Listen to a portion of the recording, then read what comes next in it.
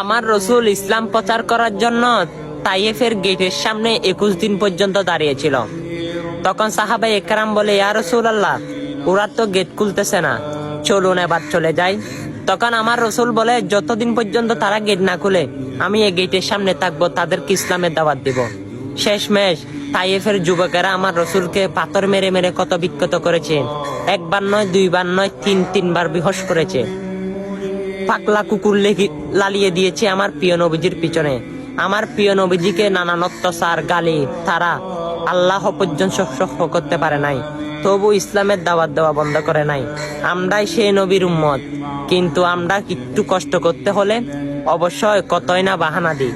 চলুন না ভাই, আজকে ইসলামের খাতিরে, ইসলাম প্রচারের রক্ষার্থে এই তাইফের ঘটনাটা সবার কাছে ছড়িয়ে দিই। আপনার কারণে কেউ যদি শুনে, আমার প্রিয় নবীজির সঙ্গে ইনশাআল্লাহ আপনিও জান্নাতে যাইতে পারবেন। আমিন।